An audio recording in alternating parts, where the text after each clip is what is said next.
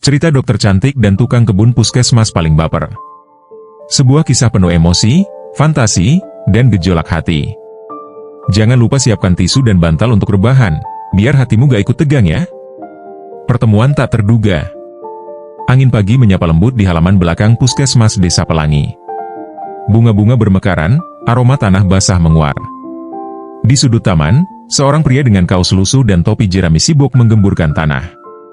Namanya Arga, tukang kebun yang dikenal pendiam, dengan mata tajam menyimpan banyak cerita. Dari arah pintu kaca, seorang dokter muda muncul. Namanya adalah Dokter Alia, wanita dengan paras cantik yang langsung menarik perhatian siapapun yang melihatnya. Usianya baru 27 tahun, tapi sudah menjadi kepala di puskesmas itu. Rambutnya yang selalu disanggul rapi dan langkah anggunnya seringkali membuat para pegawai lainnya takjub. Hari itu, Alia tak sengaja melihat Arga. Ada sesuatu tentang pria itu, entah caranya bekerja, atau sekadar siluet tubuh tegap di bawah sinar matahari pagi. Tapi, anehnya, jantung Alia berdetak sedikit lebih cepat. "Heh, Alia, sadar dong. Dia cuma tukang kebun," gumamnya pada diri sendiri.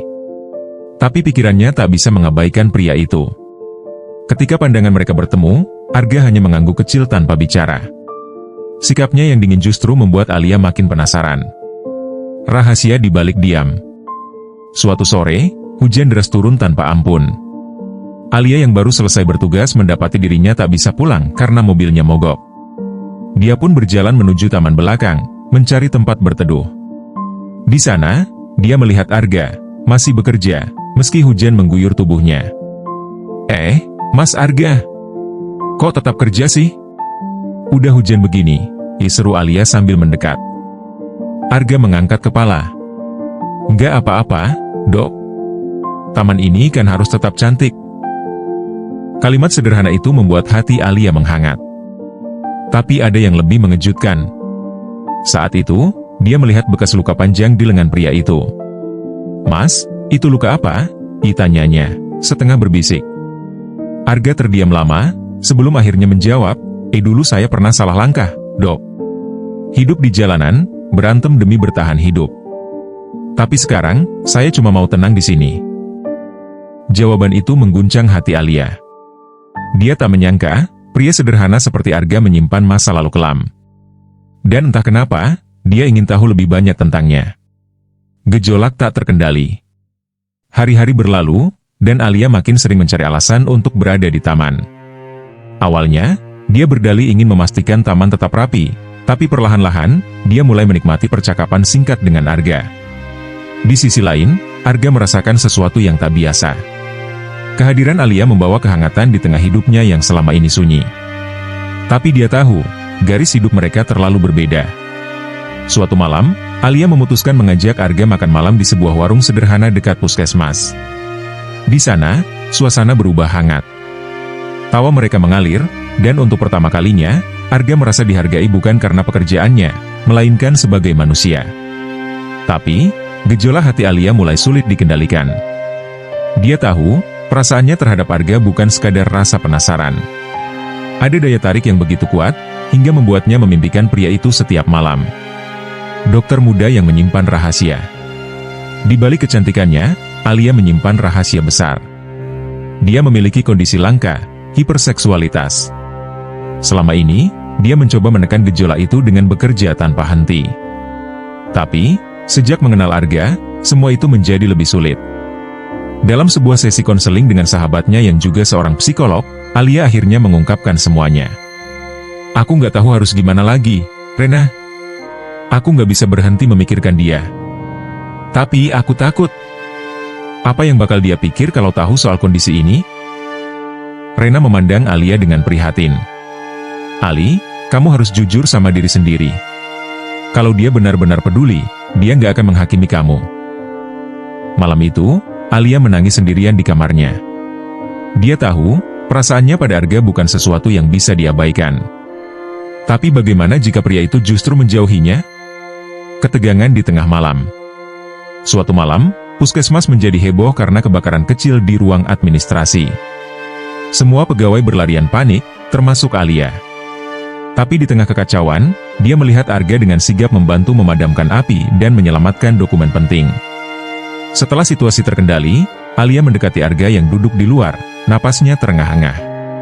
Tanpa pikir panjang, dia memeluk pria itu. "Mas, aku nggak tahu apa jadinya kalau kamu nggak ada tadi," ucapnya, matanya berkaca-kaca. Arga terdiam sejenak, sebelum akhirnya berkata, Dokter Alia, saya cuma tukang kebun. Saya nggak pantas." "Berhenti bilang begitu," dipotong Alia, nadanya tegas. "Kamu lebih dari itu, Arga. Kamu punya hati yang jauh lebih besar dari yang kamu pikirkan." Malam itu, ada sesuatu yang berubah di antara mereka. Tapi, jalan menuju kebahagiaan mereka masih penuh liku. Pengakuan dan pilihan. Alia akhirnya memutuskan untuk jujur kepada Arga tentang kondisinya. Dengan suara bergetar, dia menceritakan semuanya. Tentang hiperseksualitasnya, dan bagaimana dia berjuang melawannya selama ini. Arga mendengarkan dengan saksama, tanpa menyela sedikit pun. Setelah Alia selesai, dia menatap wanita itu dengan mata penuh pengertian. "Dok, saya nggak peduli soal itu. Semua orang punya masa lalu atau sesuatu yang mereka sembunyikan. Tapi kalau saya bisa, saya mau jadi orang yang ada di samping kamu. Bukan untuk menghakimi, tapi untuk mendukung." Alia terkejut mendengar kata-kata itu. Tangisnya pecah, dan malam itu, mereka berdua menyadari bahwa cinta sejati bukan tentang kesempurnaan, tapi tentang menerima satu sama lain apa adanya. Ancaman dari masa lalu. Malam itu, di depan rumah dinas puskesmas, Arga berdiri dengan wajah tegang. Di depannya, seorang pria berbadan besar dengan tato di lengan kiri tersenyum sinis. Namanya Jaka, salah satu anggota lama dari masa kelam Arga. "Kamu pikir bisa lari selamanya? Gak? Lupa siapa yang bantuin kamu waktu dulu?" Jaka mengancam. "Aku udah selesai sama kalian. Aku nggak mau kembali ke sana," menjawab Arga dengan nada tenang, tapi jelas ada kemarahan yang ia tahan. Jaka tertawa dingin. "Oh, ya? Terus gimana kalau semua orang tahu soal kita dulu? Termasuk si dokter cantik itu. Kira-kira dia masih mau sama kamu kalau tahu kamu pernah jadi kriminal?" Arga mengepalkan tangan. Di dalam hatinya, ia ingin sekali menghantam pria itu, tapi ia tahu itu hanya akan memperburuk keadaan. Jangan bawa-bawa Alia ke dalam urusan ini. Dia nggak ada hubungannya. Kalau gitu, lunasi hutang lama kamu. Atau, Jaka melirik ke arah puskesmas. "Aku bikin semua orang tahu siapa kamu sebenarnya." Arga hanya bisa mengangguk. Dia tahu, ini bukan ancaman kosong. Dan malam itu, saat Alia menelepon, suara Arga terdengar berbeda. "Mas Arga, kamu kenapa?" ditanya Alia, suaranya penuh kekhawatiran. "Nggak apa-apa, Dok. Kamu istirahat aja," jawab Arga. Tapi di hatinya, ia tahu, badai besar sedang datang. Luka lama yang terbuka. Di sisi lain, Alia mulai merasa ada yang berubah pada Arga. Pria itu menjadi lebih pendiam, bahkan cenderung menghindarinya. Ini membuat hati Alia gelisah. Suatu sore, Alia memutuskan untuk mencari tahu. Dia mendatangi taman tempat Arga biasa bekerja, tapi yang ia temukan hanya alat-alat kebun yang tergeletak di tanah. Arga tidak ada di sana. Dengan hati-hati, Alia bertanya kepada salah satu petugas puskesmas yang kebetulan mengenal Arga lebih dekat. "Mas Rahman, kamu tahu nggak kemana Arga?" Rahman menghela napas panjang sebelum menjawab. "Saya dengar ada orang dari masa lalunya yang datang ke sini. Mungkin Mas Arga lagi ngurusin itu, Dok." Perasaan Alia bercampur aduk. Ia tahu, Arga pernah mengatakan bahwa masa lalunya tidak mudah. Tapi siapa orang itu? Dan apa yang diinginkannya dari Arga? Malamnya, Alia menunggu di depan rumah dinas puskesmas. Ketika akhirnya Arga pulang, wajah pria itu terlihat letih, dan matanya seakan menyimpan duka yang dalam. "Mas Arga, kamu kenapa? Kamu bisa cerita ke aku, kok?" ucap Alia lembut. Tapi Arga hanya menggeleng. "Aku nggak mau kamu terlibat, Dok. Ini urusan aku. Tapi aku peduli sama kamu. Kalau kamu nggak cerita, aku justru makin khawatir." Arga terdiam lama. Lalu, dengan suara bergetar, ia mulai menceritakan semuanya. Tentang masa lalunya sebagai anggota kelompok kriminal, tentang hutang yang harus ia lunasi, dan tentang ancaman yang bisa merusak nama baik Alia. Saat mendengar itu, Alia tidak mundur. Sebaliknya, ia menggenggam tangan Arga erat. Aku nggak peduli apapun masa lalu kamu, Mas. Yang aku tahu, sekarang kamu adalah orang yang baik. Kalau ada masalah, kita hadapi bersama. Perlawanan yang berbahaya. Keberanian Alia justru membuat Jaka marah. Pria itu mulai mengirim ancaman lebih serius, bahkan menyelinap ke halaman puskesmas untuk menunjukkan bahwa ia bisa bertindak lebih jauh. Suatu malam, Jaka bahkan mencoba mendekati Alia secara langsung. Tapi, sebelum dia sempat melakukan apa-apa, Arga muncul dan langsung menghadangnya. Jangan sentuh dia, kata Arga dengan nada dingin. Oh, jadi kamu mau main hero sekarang? Ibalas Jaka dengan tawa mengejek. Pertengkaran itu hampir berujung pada perkelahian fisik, tapi Alia yang berdiri di antara mereka menghentikan semuanya. Stop! Kalau kalian terus seperti ini, gak akan ada yang menang. Alia memutuskan untuk melibatkan polisi.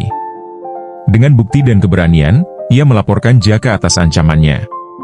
Prosesnya tidak mudah, tapi Alia dan Arga akhirnya mendapatkan dukungan dari masyarakat puskesmas, yang mulai melihat kebaikan hati Arga. Pengorbanan dan keberanian. Namun, masalah belum selesai. Jaka tidak tinggal diam. Suatu malam, ia kembali dengan sekelompok orang dan mencoba menyerang taman puskesmas. Arga yang berada di sana mencoba melindungi tempat itu, meski ia harus terluka. Ketika Alia mendengar apa yang terjadi, ia langsung berlari ke lokasi. Melihat Arga terkapar dengan luka mengalir dari pelipisnya, hati Alia hancur. Mas Arga, kamu gak boleh apa-apa. Aku gak bisa kehilangan kamu, serunya sambil menangis.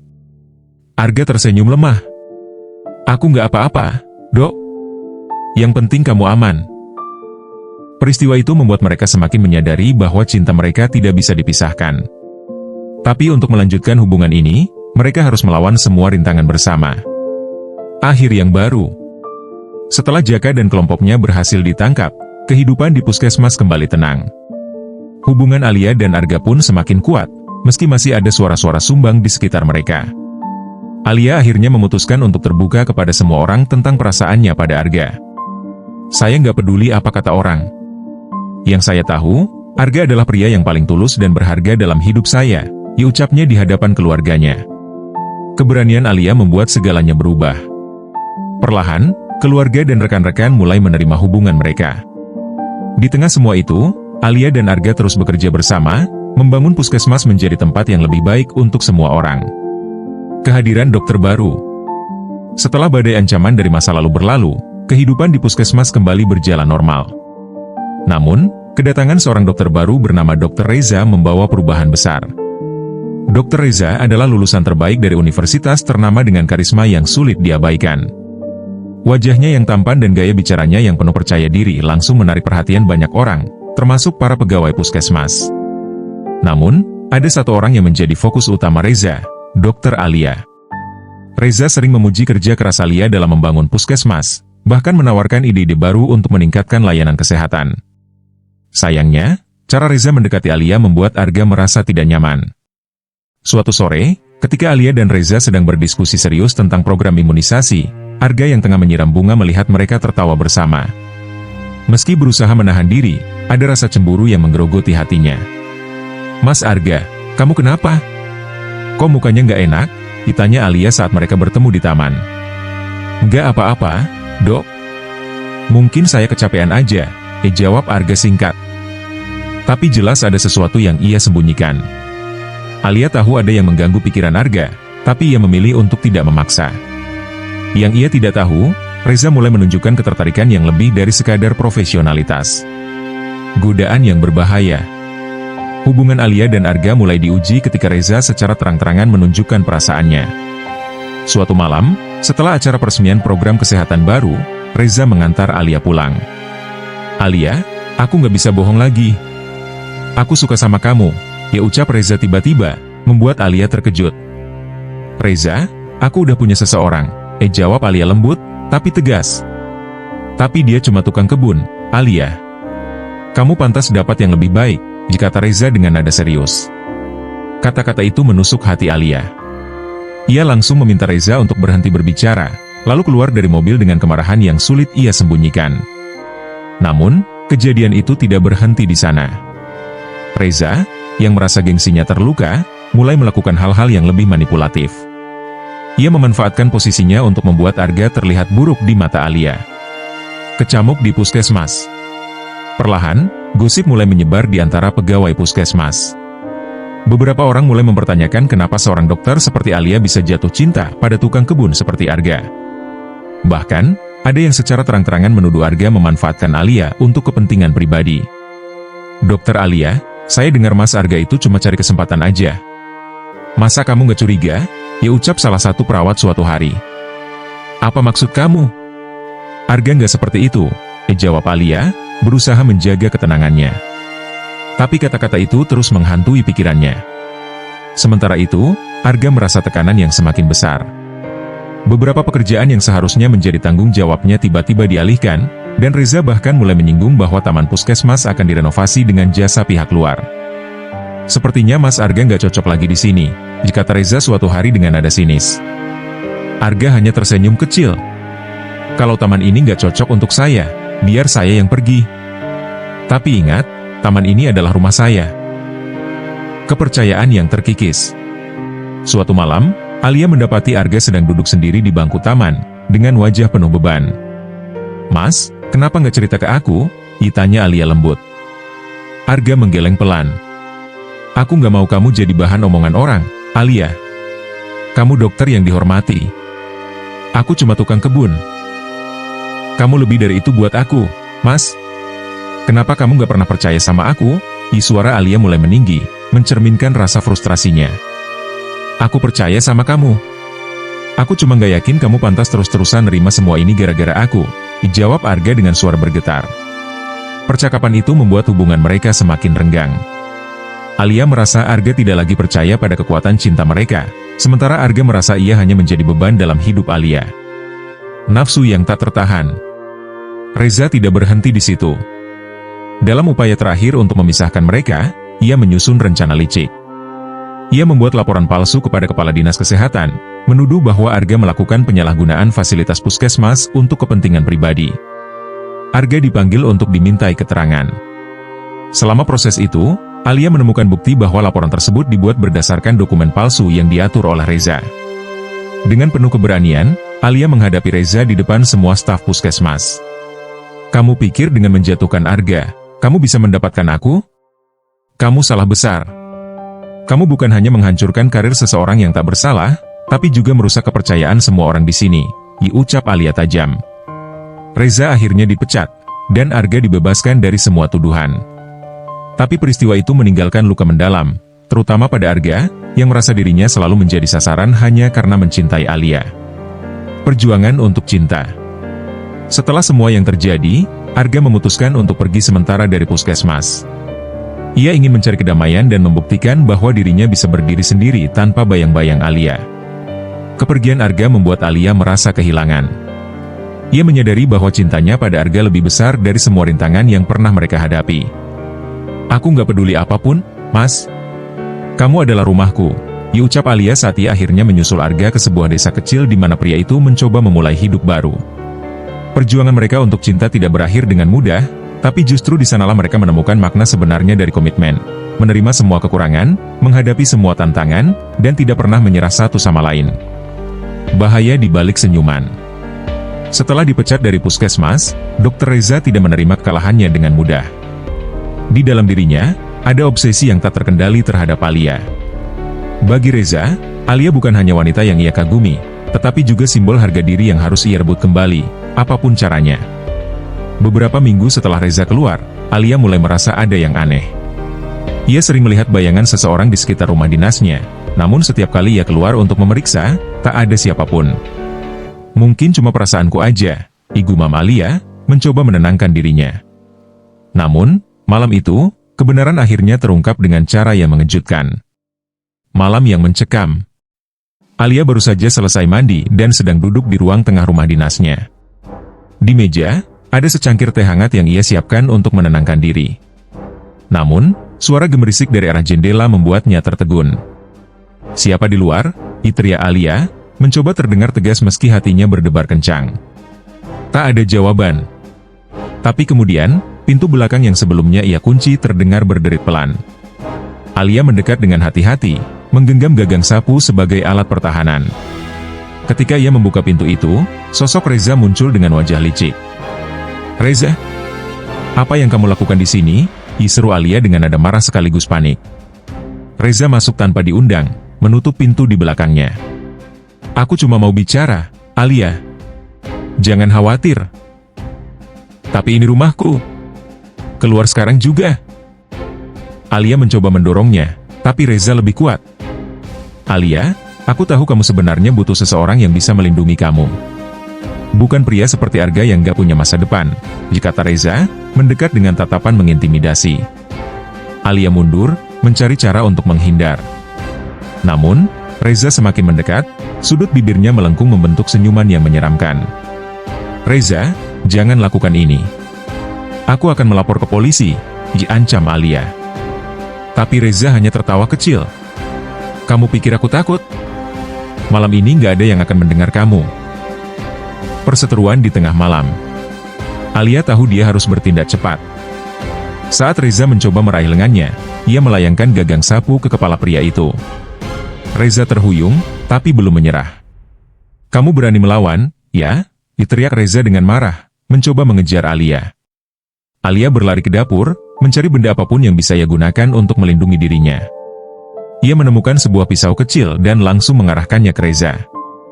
"Jangan mendekat. Aku nggak akan ragu untuk menggunakan ini," katanya dengan tegas, meski tangannya gemetar. Namun, sebelum Reza sempat bergerak lebih jauh, suara keras dari pintu depan terdengar. "Itu Arga." "Alia, kamu di mana?" Suara Arga memenuhi rumah, membuat Reza panik. Dengan cepat, Arga masuk ke dapur dan melihat situasi yang terjadi. Tanpa pikir panjang, ia melompat ke arah Reza dan menjatuhkannya ke lantai. Kedua pria itu bergulat dengan sengit, sementara Alia segera menghubungi polisi. Reza mencoba melawan, tapi Arga yang sudah dipenuhi amarah berhasil menahannya sampai polisi datang. Keadilan yang tertunda. Reza akhirnya dibawa ke kantor polisi dengan tuduhan percobaan penyerangan dan masuk tanpa izin. Saat diinterogasi, ia mengaku bahwa rasa obsesinya terhadap Alia membuatnya kehilangan akal sehat. Alia yang masih terguncang mencoba menenangkan dirinya. Arga, meski tubuhnya penuh luka akibat perkelahian tadi, tetap berada di sisinya. "Mas, aku takut. Kalau kamu nggak datang, aku nggak tahu apa yang akan terjadi," ucap Alia sambil menangis di bahu Arga. "Selama aku ada, nggak akan ada yang menyentuh kamu, Dok." "Aku janji," jawab Arga dengan suara yang tenang namun penuh ketegasan. Luka yang harus sembuh. Malam itu meninggalkan bekas yang mendalam bagi Alia. Ia merasa dirinya tidak lagi aman di rumah dinas, dan trauma mulai menghantuinya. Namun, Arga selalu ada untuk mendukungnya. "Dok, kamu nggak perlu takut lagi. Kalau kamu mau, aku bisa tinggal dekat sini, jadi kamu nggak sendirian," usul Arga. Meski awalnya ragu, Alia menerima tawaran itu. Arga mulai tinggal di sebuah rumah kecil di dekat puskesmas, memastikan bahwa Alia selalu merasa aman. Peristiwa itu juga mengajarkan Alia untuk lebih waspada dan percaya pada instingnya. Ia mulai belajar teknik bela diri, sebuah langkah kecil tapi penting untuk memulihkan rasa percaya dirinya. Pemulihan dan harapan baru. Kasus Reza akhirnya berlanjut ke persidangan. Dengan dukungan dari saksi-saksi dan bukti yang kuat, Reza dijatuhi hukuman penjara atas tindakannya. Sementara itu, hubungan Alia dan Arga semakin kokoh. Mereka menyadari bahwa cinta mereka bukan hanya tentang romansa, tapi juga tentang saling melindungi dan mendukung dalam situasi terberat.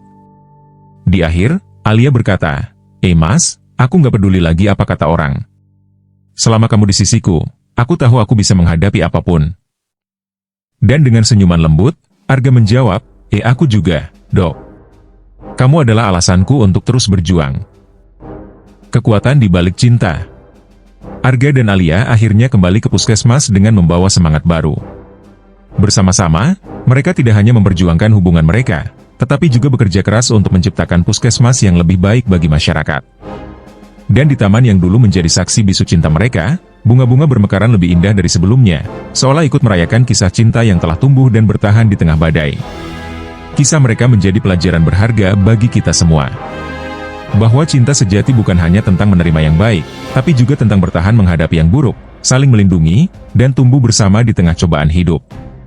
Cinta sejati, seperti taman yang indah, membutuhkan perawatan, kesabaran, dan keberanian untuk tumbuh di tengah badai.